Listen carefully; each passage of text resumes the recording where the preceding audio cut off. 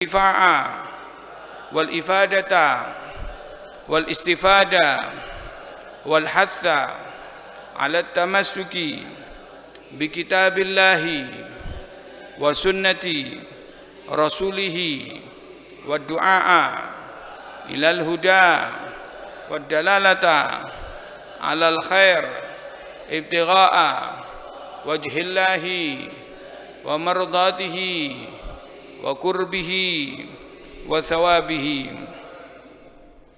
Bismillahirrahmanirrahim. Alhamdulillahirabbil alamin wassalatu wassalamu ala habibina wa syafi'ina wa qurrati a'yunina sayyidina wa maulana Muhammadin wa ala alihi wa ashabihi ajma'in. Qala al-mu'allifu rahimahullah wa nafa'ana bihi wa bi ulumihi fid dharain. Amin ya rabbal alamin. Ma'asyiral muslimin wal muslimat, jamaah pengajian rutin di Masjid Darussalam Ngaglik yang dimuliakan dan dirahmati, diberkahi oleh Allah Subhanahu wa taala dan yang sangat-sangat saya muliakan. Kita masih tetap membahas tentang keutamaan berzikir di hadapan Allah Subhanahu wa taala. Bahkan nanti kita akan membahas tentang keutamaan la ilaha illallah. Bahkan kita akan membahas tentang berzikir dengan tasbih, di mana disebutkan di dalam suatu kitab Manhajus Salik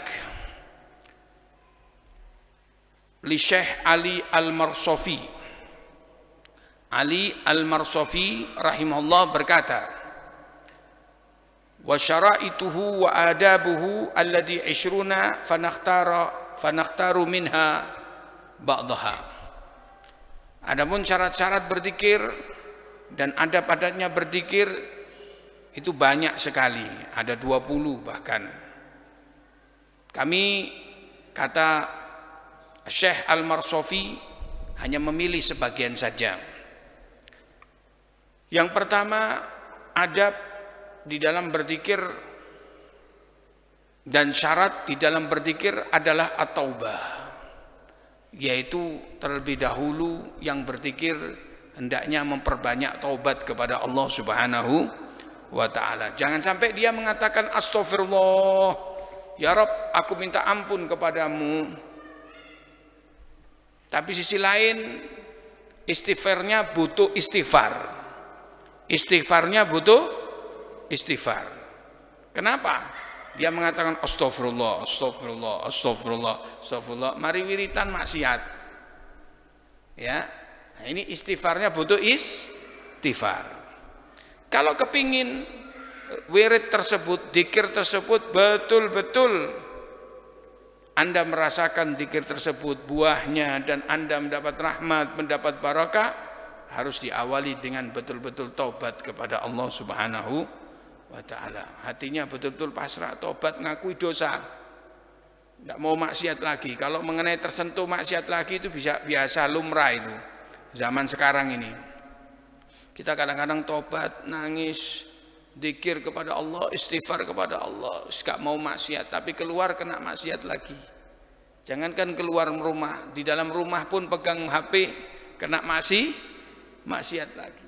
Ini gampang ini sekarang maksiat ini. Nah ini tidak ada masalah, terus istighfar kepada Allah, terus minta ampun kepada Allah. Yang penting kita terus tobat kepada Allah Subhanahu wa ta'ala. Ya, berusaha di hati kita jangan sampai bermaksiat, jangan bermaksiat, jangan bermaksiat. Mengenai kesentuh maksiat terus istighfar kepada Allah. Memang zamannya zaman akhir sekarang ya. Mudah-mudahan dosa-dosa kita diampuni oleh Allah Subhanahu wa ta'ala. Amin ya rabbal alamin. Yang kedua, luzumut taharah. Orang yang berzikir hendaknya selalu menjaga wudhu. Menjaga wudhu. Sebab orang yang selalu wudhu selalu dirahmati oleh Allah, dijaga oleh Allah dari segala kejelekan. Bahkan orang yang selalu wudhu mendapatkan pahala demi pahala di sisi Allah SWT. Apalagi kalau digunakan berzikir, dia wudhu terus berzikir. Berzikir dia punya wudhu. Nah ini Allah mudah sekali memberikan pahala dan rahmatnya serta berkahnya kepadanya. Dan kalau orang berzikir tanpa dia punya wudu, hukumnya makruh. Hukumnya makruh. Anda mengatakan istighfar, la ilaha illallah, astagfirullah, tapi tidak punya wudu, punya hadas kecil, ya makruh. Begitulah.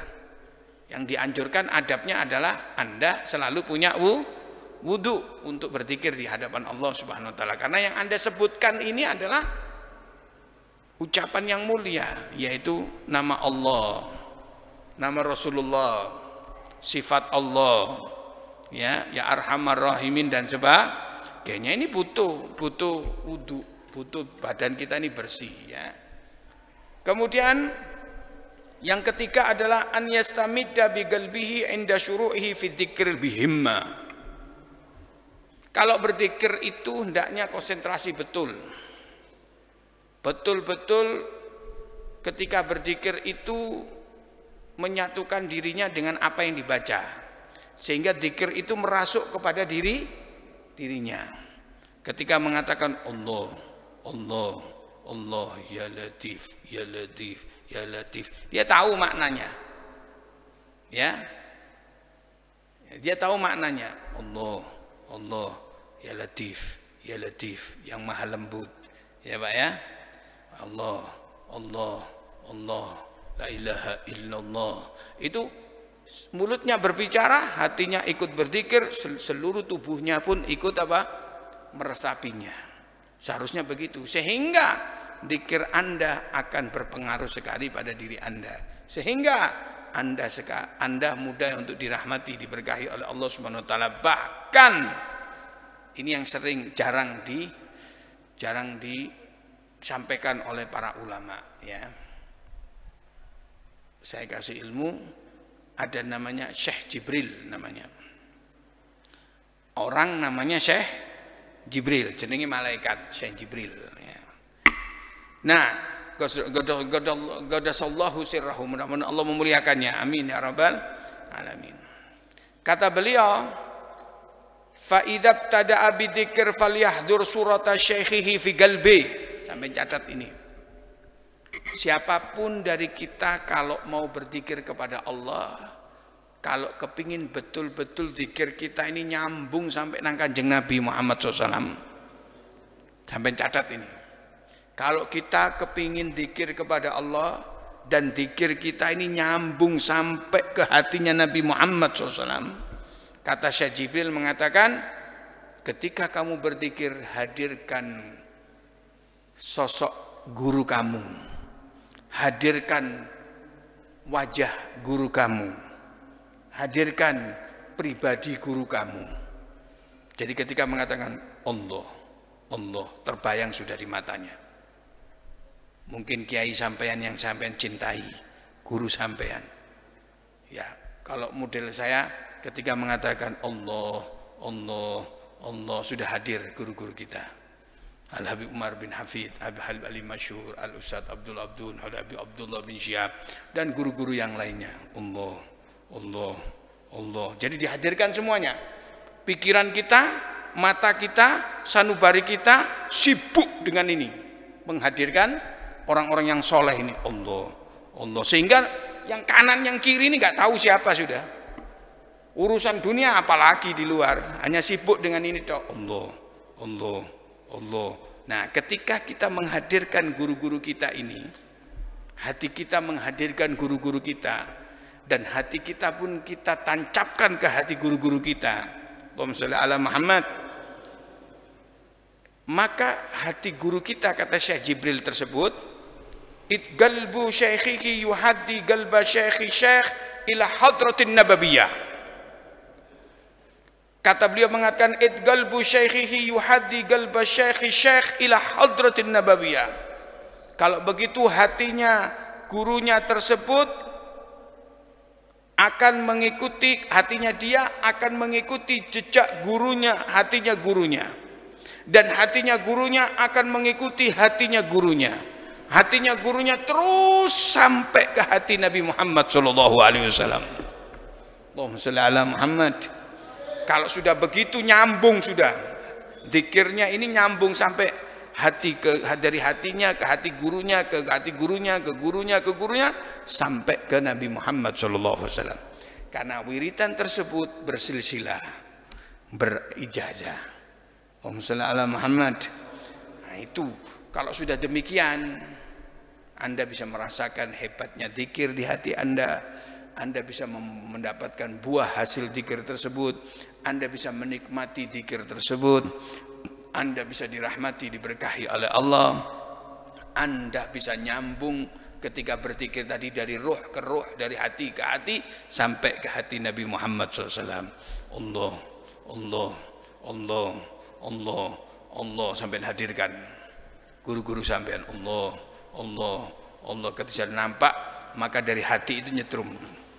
Dari guru, dari hati sampean ke hati guru sampean, terus sampai ke hati Nabi Muhammad Sallallahu Alaihi Wasallam. Mudah-mudahan bisa kita lakukan itu. Amin ya rabbal alamin. Jadi gitu kata Syekh Jibril ya.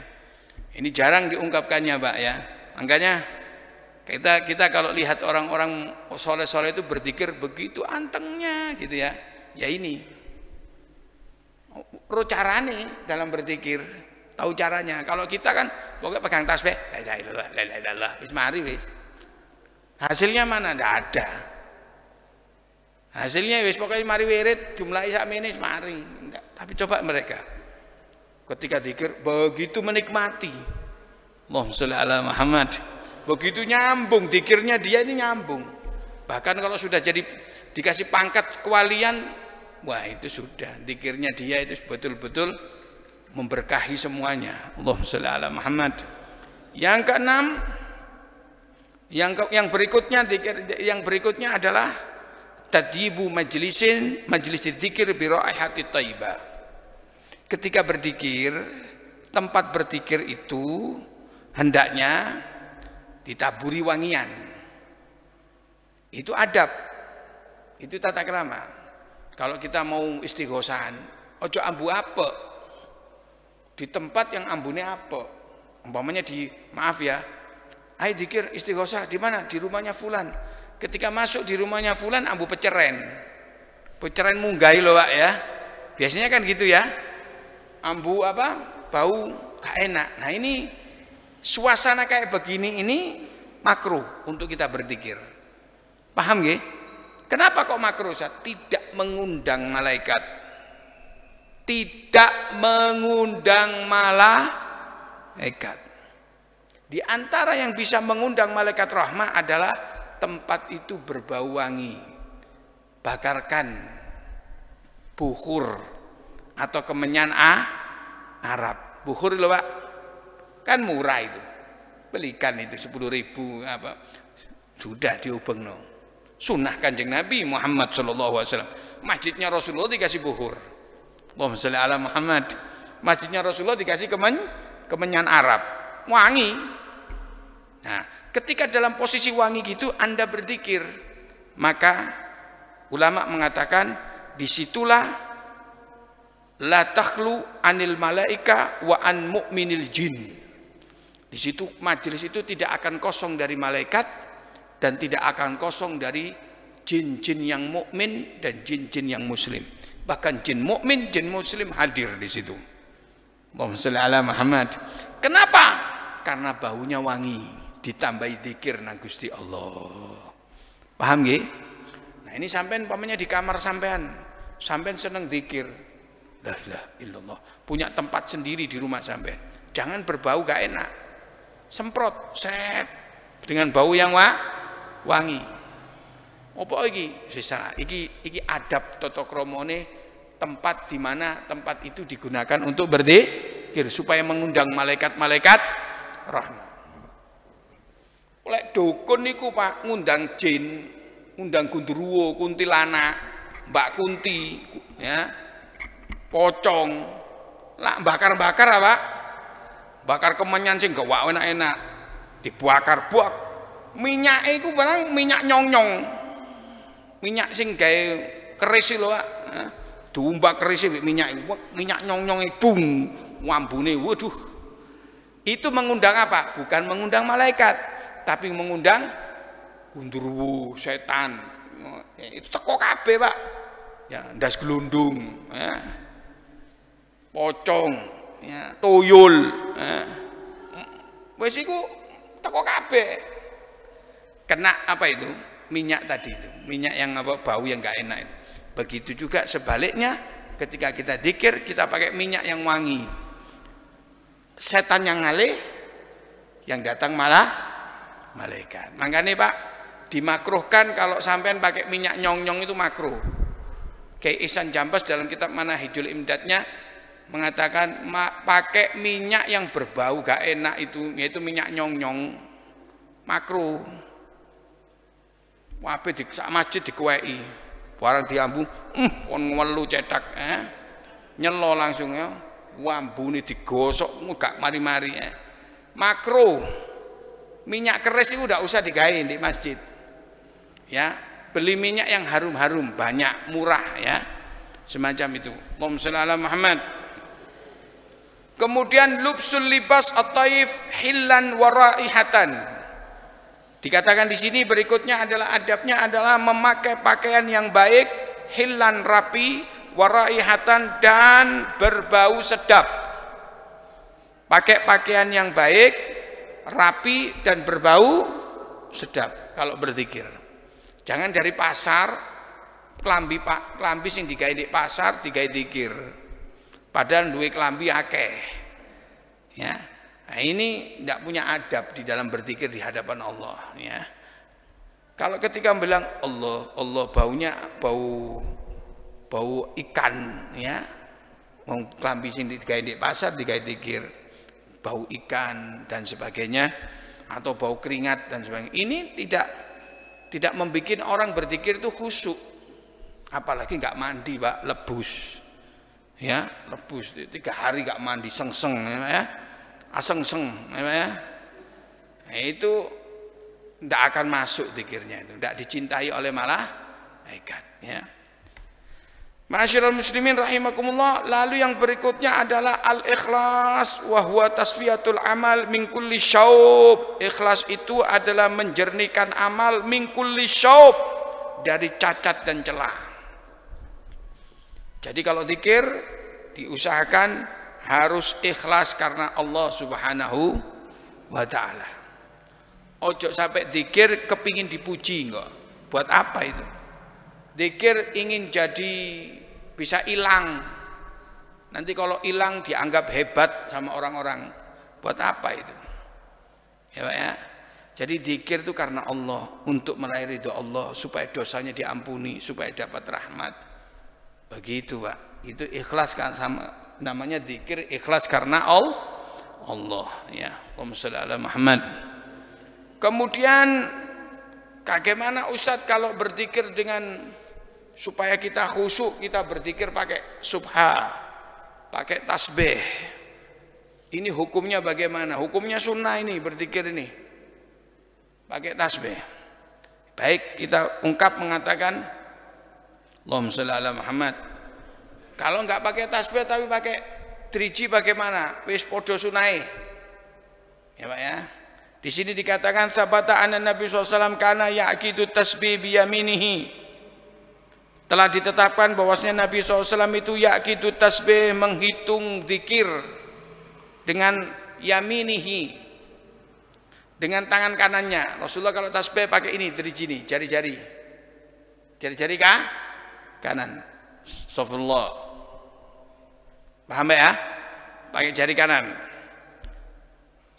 Terus rawahu ashabu sunan ats-tsalatsa wa Ibnu Hibban fi sahihi wa rawal Baihaqi bi sanadin dhaif. Iqidu bil anamil. Rasulullah juga mengatakan berzikirlah kalian, hitunglah zikir kalian bil anamil, dengan driji. Sering kan kita lihat para ulama kita kalau zikir pakai apa? Driji. Apa faedahnya? Fa innahuna mas'ulatun. Sesungguhnya kalau kita zikir dengan driji ini, jari-jari ini ditanya sama Allah Subhanahu wa taala. Fa innaha mas'ulatun, nanti di akhirat ditanya. Mustantaqat, dan mustantaqat dijadikan nanti ini bisa berbicara. Jadi tanya, driji kau dibuat apa sama orang ini? Dibuat zikir. Jadi sekali-kali kita bisa berzikir dengan driji, sekali-kali kita berzikir dengan ini. Semuanya baik. Allahumma shalli ala Muhammad ya. Jadi kalau pakai driji sunnah, dan itu pernah dilakukan Rasulullah SAW, dan itu faedahnya nanti ditanya driji ini oleh Allah Subhanahu Wa Taala, dan ketika ditanya dia berbicara. Mustantaqat berbicara, dibuat apa kamu wahai driji? Dibuat zikir ya Rabb. Kemudian Al-Imam Ibn Hajar rahimahullah berkomentar, apakah harus kalau zikir itu kanan tok, kiri bagaimana? Maka beliau mengatakan, wa hadza yashmalu anamila kullin minal yamin washimal. Kata Al-Imam Ibn Hajar, kalau berzikir itu bukan hanya kanan tok, jari-jari kanan, tapi juga dengan pakai jari-jari kiri. Paham nggih Pak nggih? Astagfirullah. Pakai jari. Bukan hanya kanan tok, tapi jari kiri. Fa imma an yuhmal aywafiqal awal ala anamilil yamin au dzalika li bayanil afdal.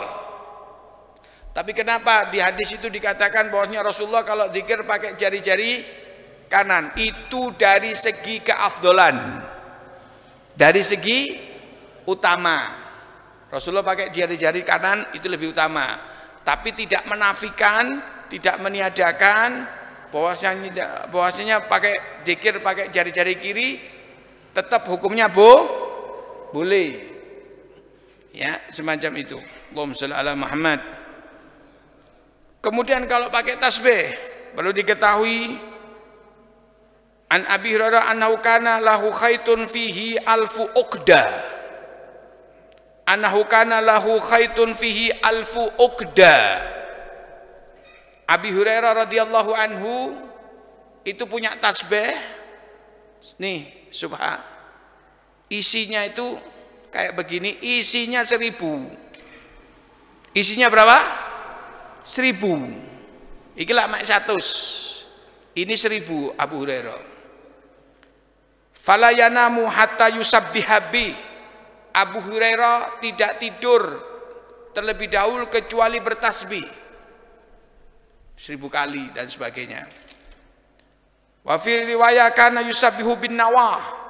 Ada periwayatan Abu Hurairah bertasbih dengan tasbih ininya bukan pakai kauka tapi pakai biji.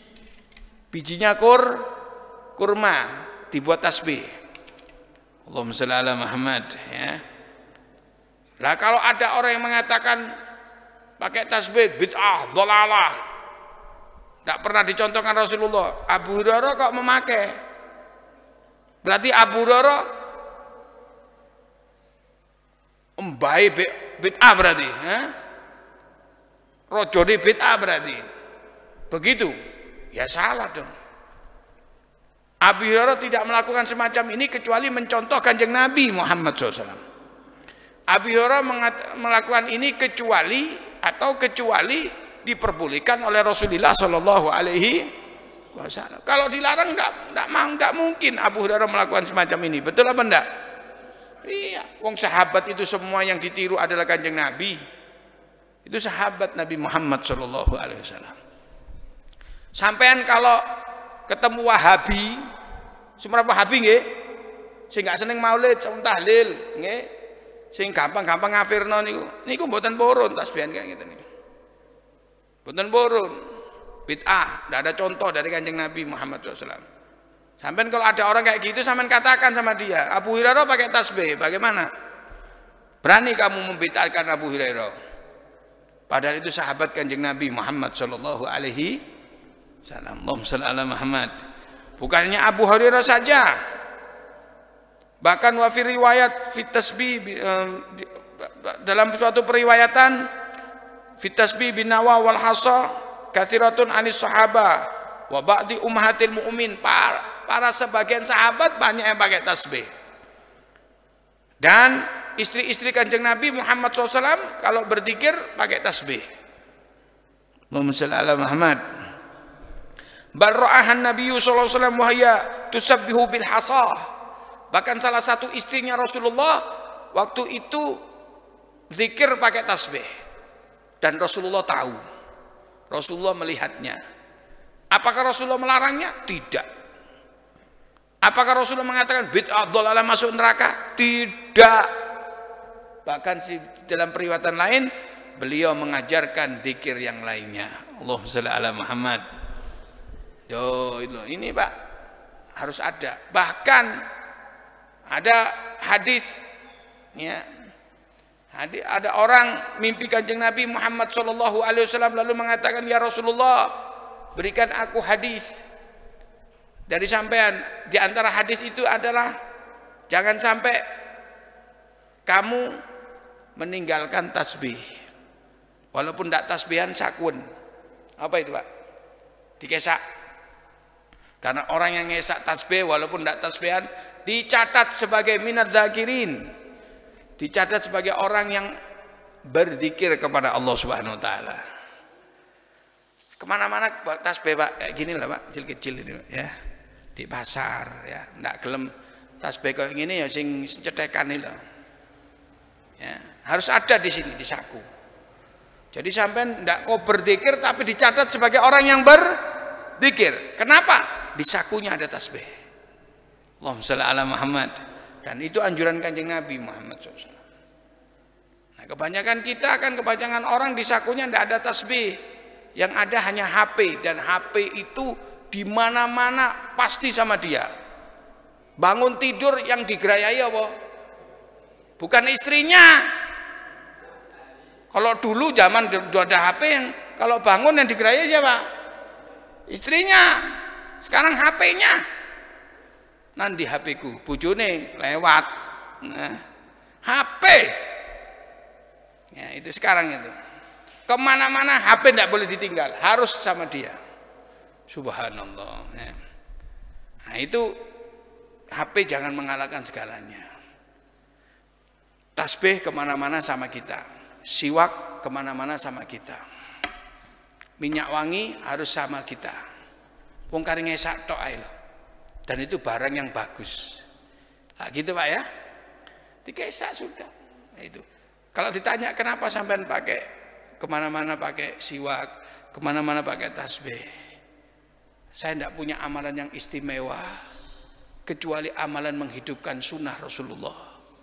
Dan harapan saya mungkin ibadah yang lainnya pun saya itu jelek. Mungkin ibadah inilah yang bisa menyenangkan Rasulullah sehingga mengantarkan saya untuk mati husnul khatimah dan ketemu Nabi Muhammad sallallahu alaihi wasallam. Allahumma shalli ala Muhammad. Gitu loh jawabannya Pak. Memang amalan saya buruk semuanya.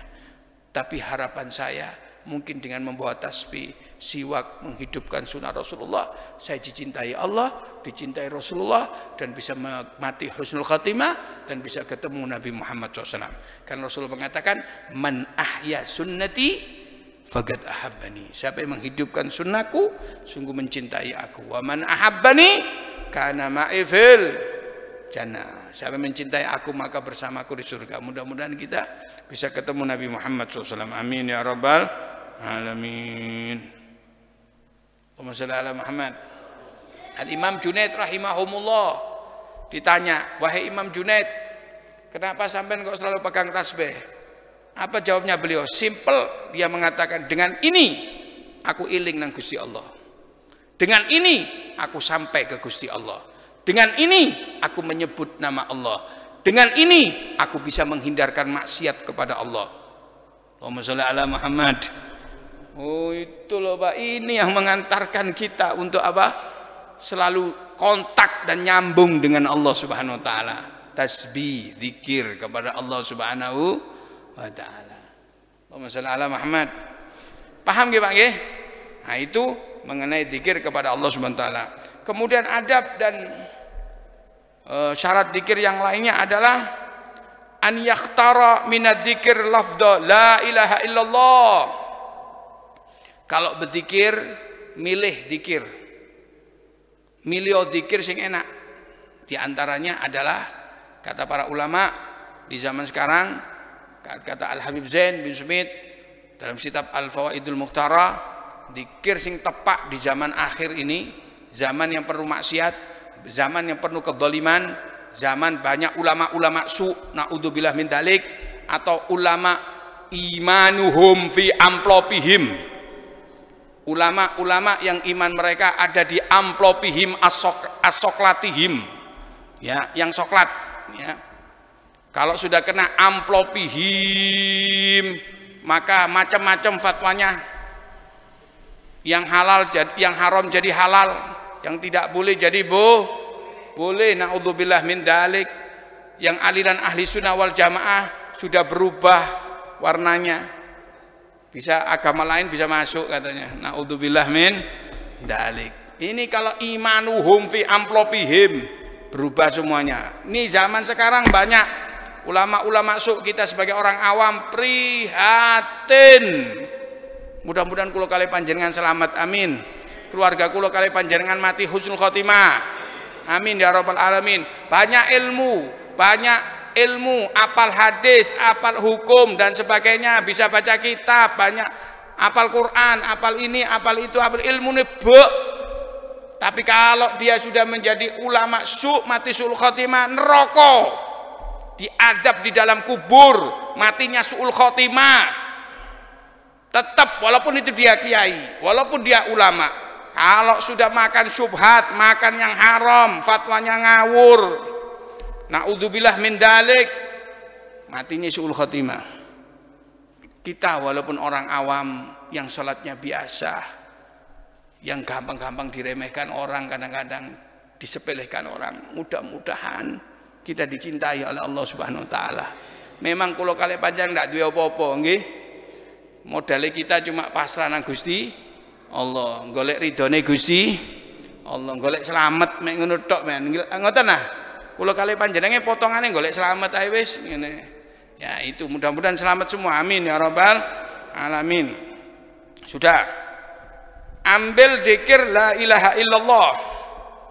Kata para ulama mengatakan kalau baca la ilaha illallah ma'a ta'dim, harus dengan penghormatan, biguwatin tamatin jahron, terus dengan kekuatan yang sempurna, yang keras, wa tas'idu illallah, dan menekan kalimat illallah, la ilaha illallah, la ilaha illallah, la. Sambil apa? Kata para ulama dikatakan yaitu ma'ilan ra'sahu ilal janib al-aisar ma'ahuduril qalbi maknawi.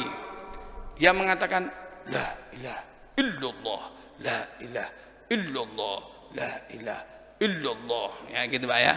Jadi la ilallah, tidak ada Tuhan kecuali Allah, tidak ada Tuhan kecuali Allah, la ilaha illallah, la ilaha illallah, la.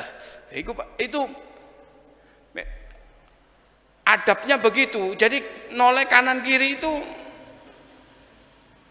ada maknanya adalah la ilaha, tidak ada Tuhan, menafikan, illallah, kecuali Allah, isbat, menetapkan bahwasanya tidak ada Tuhan kecuali Allah, la ilaha illallah, la ilaha illallah, la ilaha illallah, kan gitu. Nah, itu masuk ke hati Pak, la illallah, la illallah. Pokoknya joget aja, la illallah, la illallah. Kan di HP ngono Pak. Akhir joget la ilaha illallah, wong gendeng iku Pak. Gendeng iku, ya. Kaon indono tata kramane ngene iku, ya. Waduh, itu sudah merasuk itu, istighraq itu. Bukan gitu. Orang deloken wali-wali gak ono sing ngono. Kalau sudah merasuk wali itu la illallah, la illallah. Sudah enggak ingat siapa-siapa sudah. Gak joget begitu, ya. Nah, itu. Jadi pilih zikir yang betul-betul kita bisa berzikir, yaitu la ilaha illallah, astagfirullah, dan sholawat kepada Nabi Muhammad SAW. 3 zikir inilah cocok untuk zaman sekarang ini, ya. Termasuk la ilaha illallah. Allahumma sholli ala Muhammad. Baik, kita kupas la ilaha illallah. Qala fi syarhi, qala Imam Al-Ghadiyat fi kitab Asy-Syifa. Berkata Al-Imam Ghadiyat di dalam kitab Asy-Syifa, Ani bin Abbas, dari sepupu Kanjeng Nabi Muhammad SAW, Abdullah ibnu Abbas, putra dari paman Rasulullah SAW, Sayyidina Abbas. Mudah-mudahan Allah meridhai keduanya, amin ya rabbal alamin. Radhiyallahu anhuma.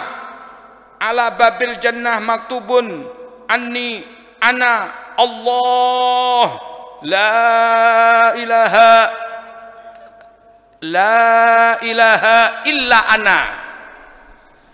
Kata Kanjeng Nabi Muhammad SAW, dikatakan melalui Ibnu Abbas, bahwasanya di pintu surga itu maktubun, di pintu surga di atasnya ada tulisan, wonten tulisan, tertulis di atas pintu surga, tulisannya adalah anni, sesungguhnya aku, anallah, Allah, la ilaha, tidak ada Tuhan, illa ana, kecuali saya. Itu tertulis di pintu surga. Kulo kali panjenengan bakal ningali, amin. Sehingga amin lo pun rokok pokoknya, amin. Bakal ningali kulo kali panjenengan. Lah, iki apa? Sing dicari Salim di Masjid Darus Alam iku ngaglik gang papat iku, ha? Ha iki di pintu surga ada tulisannya apa itu? Anni anallah la ilaha illa ana, sesungguhnya aku Allah dan tidak ada Tuhan kecuali saya. Itu ada di pintu surganya. Bukan itu saja, sik gurung dawa tulisane Muhammadur Rasulullah, dan Muhammad Rasulullah. Sudah selesai Zat? Belum, masih panjang, ada terusannya. La u'adzibu man qalaha, saya tidak akan mengadab orang yang mengatakan la ilaha illallah Muhammadur Rasulullah. Itu ada di pintu surga, di atas pintu surga. Allahumma shalli ala Muhammad. Ya Rabb, mudah-mudahan kulo kali panjenengan semua, kita semua bisa melihat tulisan itu di depan surga dan masuk surga ya Allah. Amin ya Rabb. Keluarga kami, saudara-saudara kami, anak keturunan kami ya Allah, umur sudah tua, penyakit satu-satu kok mampir ke kita ini ya Allah. Sudah diingatkan bahwasanya kita dekat dengan kuburan, lubang kubur sudah di depan kita, ambu kuburan sudah ada ya Rabb. Berikan kita panjang umur, sehat walafiat selama dunia akhirat, jauh dari adab dunia, adab kubur, adab akhirat, dan bisa masuk surganya Allah subhanahu wa ta'ala, surgamu ya arhamar rahimin, amin ya rabbal alamin, dan bertemu Nabi Muhammad SAW, amin ya rabbal alamin. Ini yang tertulis di pintu surga. Wa fi ba'dil athar an Ibni Abbas, ada sebagian dari sebagian hadis Rasulullah SAW, juga dari Abdullah ibni Abbas radhiyallahu anhuma, mudah-mudahan Allah meridhai keduanya, amin ya rabbal alamin. Al-lailu wan naharu arba'un wa ishruna sa'atan. Satu malam itu berapa jam? 24 jam. Wala ilaha illallah Muhammadur Rasulullah SAW arba'un wa ishruna harfan. Ketahuilah bahwasanya kalimat la ilaha illallah Muhammadur Rasulullah SAW, lek dihitung hurufnya itu ada 24. Hurufnya ada berapa? 24. Faman qala la ilaha illallah Muhammadur Rasulullah, siapapun yang mengatakan la ilaha illallah Muhammadur Rasulullah, kafara kullu harfin dunuba sa'a. Maka setiap huruf dari la ilaha illallah itu, satu hurufnya menghapus 1 jam waktu yang dia miliki yang terkena dosa. Allahumma shalli ala Muhammad. La ilaha illallah Muhammad Rasulullah 24 huruf. Ketika dibaca la ilaha illallah Muhammadur Rasulullah, la ilaha illallah Muhammadur Rasulullah, la ilaha illallah Muhammadur Rasulullah, berarti satu hurufnya mengampuni dosa kula lan panjenengan yang 1 jam. Kalau 24 berarti 1 hari sudah terhapus dosa-dosa kecil itu. Bukan dosa besar, Pak, dosa-dosa kecil. Delok wong wedok ya, di HP ting tung ya, itu dosa itu. Kudu diumbah itu ya. Dengan apa? La ilaha illallah Muhammadur wirid, la ilaha illallah, la ilaha illallah. Ya itu yang saya katakan, Pak, kita tidak mau maksiat. Tapi kadang-kadang kesentuh maksiat langsung terus tobat, baca lagi la ilaha illallah, terhapus lagi. Jadi malaikat nulis dihapus meneng, nulis dihapus meneng. Kenapa? Karena sampean terus kena dosa baca la ilaha illallah, tapi aja kedolinan. Gak apa-apa maksiat sing akeh, engko zikir la ilaha illallah sing akeh. Tepak maksiat dicabut nyawane, matek suul khotimah kon, entek kon. Di kubur dinteni malaikat. Gini. Ini kon sing biasa guyonan ambek dosa kon ngene. Beng buk entek mendelep, Pak. Malaikat aja digawe guyon ya. Nanti bisa-bisa mati suul khotimah. Naudzubillah min dalik. Ini hebatnya la ilaha illallah. Fala yabqa alaihi dzanbun idza qalaha kulla yaumin. Maka tidak akan tersiksa dosa sedikit pun kalau Anda mengatakan la ilaha illallah. Makanya para ulama tidak pernah kalau kemana-mana mesti tasbihnya dipegang. Nganggur-nganggur la ilaha illallah, la ilaha illallah Muhammadur Rasulullah, la ilaha illallah. Ya Allah, entek dosa itu dihapus semuanya. Lain dengan orang yang di pasar-pasar yang nggak tahu ngaji, dosane tambah, rokoknya sini tambah. Wis gak salat rokoke entek telung kotak.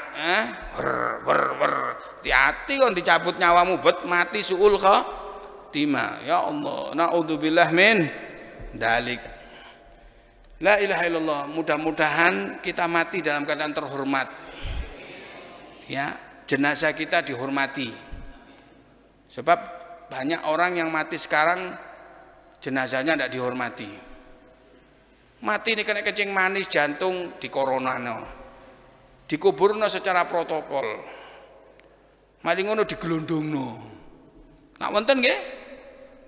Digelondongno, Pak. Di kuburan itu. Bahkan saking bingung nih dikasin keliru mayite. Gimana dan? Wis. Ya Allah, seandainya itu ke keluarga kita bagaimana, Pak? Kan izin kita, kan gitu ya. Ya, oleh karena itu kita harus syukur nang Gusti Allah dan selalu minta kepada Allah agar kita ini dirahmati, diberkahi, dilindungi. Jangan sampai kulo kali panjenengan keluarga kita mati dalam keadaan hina. Gimana? Amin ya rabbal alamin. Ya mulialah. Baik. Lalu dikatakan lagi Allahumma shalli ala Muhammad. Laisa ahli la ilaha illallah wahsyatun fi guburihim. Kata Kanjeng Nabi Muhammad sallallahu alaihi wasallam. Allahumma shalli ala Muhammad. Orang yang ahli la ilaha illallah laisa wahsyatan fi guburihim. Dia tidak akan menderita takut dan kebingungan di kuburan mereka. Wala fin nusyur, bahkan tidak akan takut dan bingung ketika dibangkitkan. Ka'anni anduru ilaihim inda sayhati. Kata Rasulullah, seolah-olah aku melihat mereka itu ketika hari kiamat, yanfuduna ru'usahum minat turab, mereka memunculkan kepala-kepala mereka dari tanah. Yaqulun, lalu mereka mengatakan alhamdulillah alladzi adhaba 'annal hazan. Segala puji bagi Allah yang telah menghilangkan dari kami kesedihan. Inna rabbana laghafurun syakur. Sesungguhnya Allah Maha Pengampun dan Maha menyukuri atau Maha menerima amalan orang lain. Jadi orang yang suka membaca la ilaha illallah di kuburannya nggak akan takut. Tidak dibikin takut oleh Allah, apalagi mati dalam keadaan la ilaha tak akan dibikin takut. Rasulullah sendiri yang mengatakan, Allahumma shalli ala Muhammad, padang kuburannya itu, jembar kuburannya, jadi surga karena mati nih membawa la ilaha illallah. Ya Rabb, mudah-mudahan Allah berikan itu kepada kita, amin ya rabbal alamin. Caranya bagaimana Ustaz? Ya iku mang tasbih sing sering bilang la ilaha illallah. la ilaha illallah Muhammadur Rasul, la ilaha illallah Muhammadur Rasulullah. Kula ijazahkan teng panjenengan nggih. Saya itu wiritannya cuma telu iku tok, Pak. Ya, di samping wiritan yang banyak, cuma yang istiqomah betul itu telu itu, istighfar, la ilaha illallah, sholawat nang Kanjeng Nabi, diake-akeno. Ya, Pak ya. Karena saya takut kalau nanti pas dicabut nyawa ndak bisa ngomong la ilaha illallah. Makanya saya rutinkan la ilaha illallah, la ilaha illallah Muhammadur Rasulullah, la ilaha yamutul mar'u ala ma asya alai. Kepingin orang kita itu mati sesuai dengan kebiasaan kita, yaitu mengucapkan la ilaha illallah. Orang kalau sudah biasa mengucapkan la ilaha illallah walaupun dijeding, kalau sudah biasa zikir itu keprocot biasanya Allah langsung gitu, Pak. Yang disebut itu Allah, padahal dia dijeding. Kenapa kok bisa muncul itu? Kadang-kadang kalau kepreset barangnya, Pak ya, Allah kan gitu. Kadang-kadang orang kalau sudah biasa zikir, dia menang langsung mulutnya ini lidahnya Allah, padahal dia tidak mau untuk mengucapkan itu tapi keluar.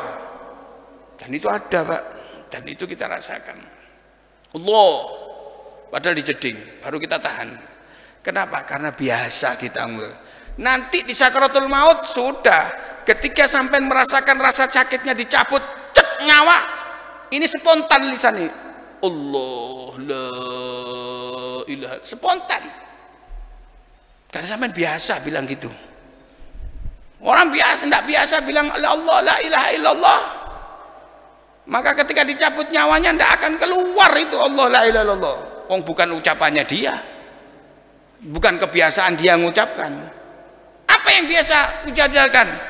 Dia biasa di pasar, dia biasa nyebut uang 1 juta, 1.000, 2.000, maka ketika dicabut 1.000, 1.000 ya. Ketika dicabut, kalau dia meso langsung dia meso mati. La ilaha illallah, na'udzubillah min dalik ya. Terus dikatakan lagi, ya Aba Hurairah, Allahumma sholli ala Muhammad. Kita ini kalau ngaji kayak begini nih kayak dituturi Kanjeng Nabi Muhammad SAW. Allahumma sholli ala Muhammad. Kayak kulo kali panjenengan ki ngaji di depannya Rasulullah.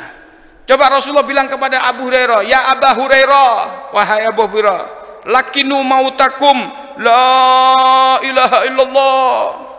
Hei Abu Hurairah, talkini mayat kalian itu dengan la ilaha illallah. Orang yang mau mati itu loh, Pak, sakaratul maut, talkini ya Abu Hurairah dengan la ilaha illallah.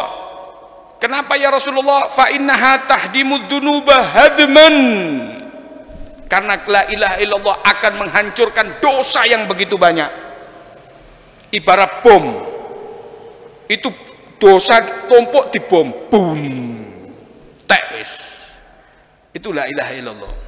Makanya orang kalau ketika sakaratul maut talkinu lakinu ya Abu Hurairah, talkini tuntunan la ilaha. Kalau dia bisa mengatakan la ilaha illallah, bek mati selesai sudah. Entek tuh sini, boom. Ahlul jannah man kana akhiru kalamihi la ilaha illallah dakhalal jannah. Siapa yang akhir ucapannya la ilallah masuk surga. Mudah-mudahan Allah berikan itu kepada kita. Amin ya rabbal alamin. Kila, ditanya lagi Rasulullah, ya Rasulullah, hada fil mauta. Ya Rasulullah, itu bagi orang yang mau meninggal dunia. Ditalkini la ilaha illallah. Fa kaifa fil ahya? Bagaimana orang yang belum meninggal dunia? Apa perlu ditalkini ya Rasulullah? Kalau ditalkini bagaimana faedahnya? Qala hiya ahdamu wa ahdam.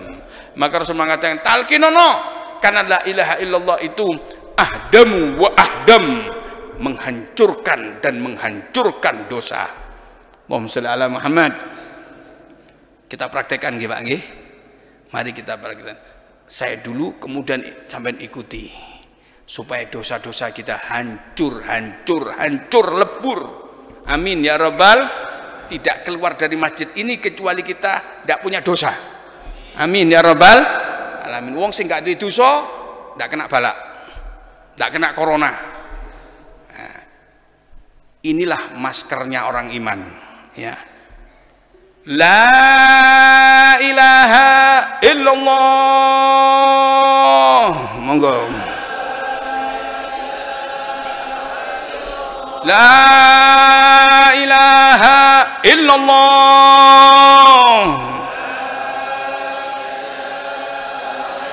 La ilaha illallah.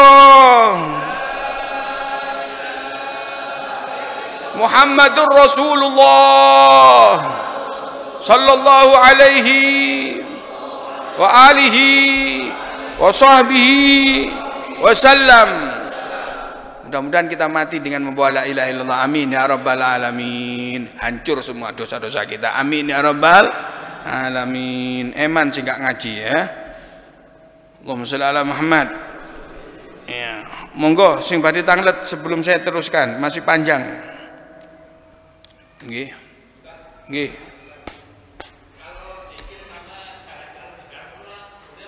Ya, Pak?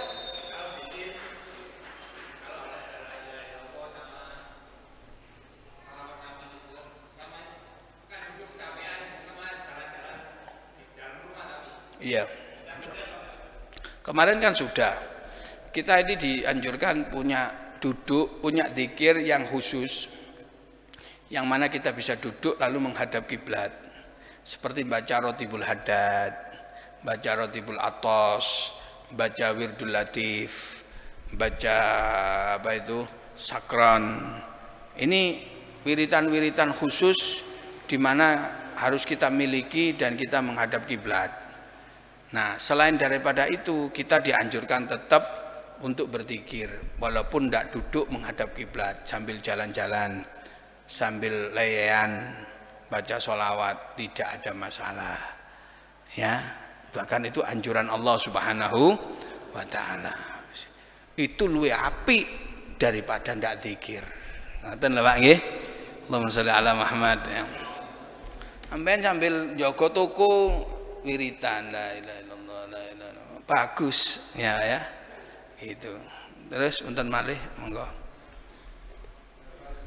Ya.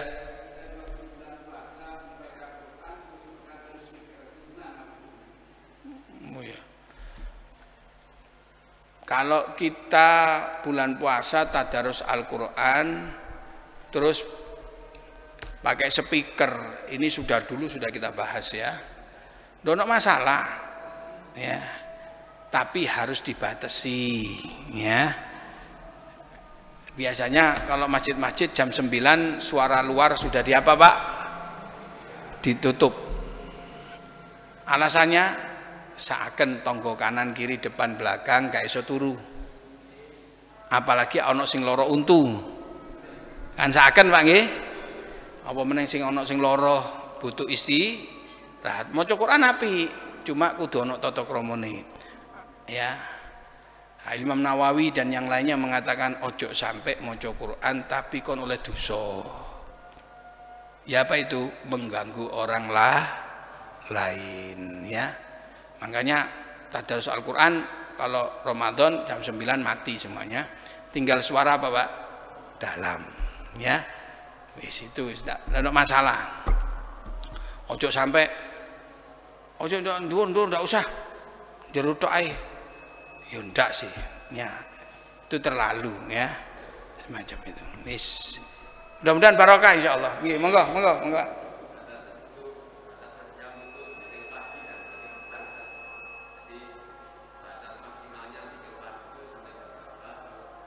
Di masjid.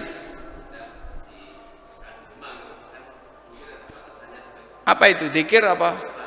Oh, dzikir ya. Begini Pak, kalau anak pondok itu biasanya dapat apa itu? Ijazah dzikir ya. Terus dia pulang ke rumahnya itu ada waktu-waktu tertentu berzikir itu. Ada dzikir itu sebelum subuh, setelah tahajud. Ya. Terus nanti habis subuh dzikir lagi. Terus nanti habis subuh, habis duhur ono wiritan meneng. Terus habis asar ono wiritane meneng. Habis maghrib wonten wiritan Rotibul Haddad. Terus isya wonten sakron. Ini kalau arek pondok.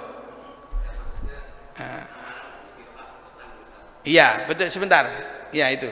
Itu kalau itu amalan dzikir petang untuk anak pondok, ya.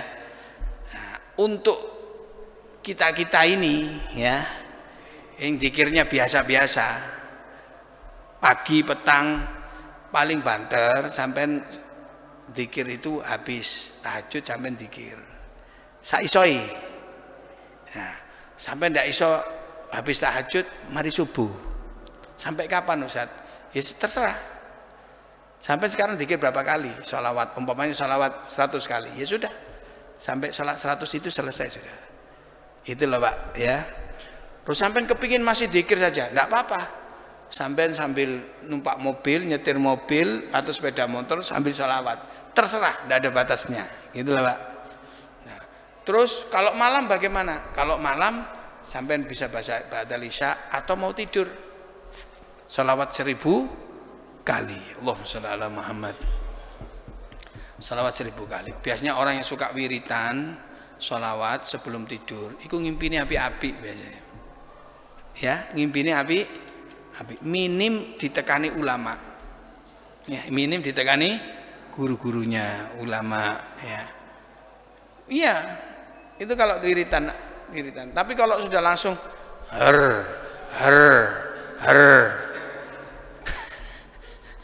ya ngimpi di bermaling, cegur jurang, ditagih utang. Mudah-mudahan barokah insyaallah Pak nggih. Pokoknya terserah sampean. Batasnya sampean sendiri yang ngatur, ya. Yang penting sampean dzikir kepada Allah Subhanahu wa taala. Wis. Rabbana atina fid dunya hasanah, fil akhirati hasanah wa qina adzabannar. Wa sallallahu ala sayyidina Muhammadin wa ala alihi wa ashabihi walhamdulillahirabbil alamin. Al-Fatihah.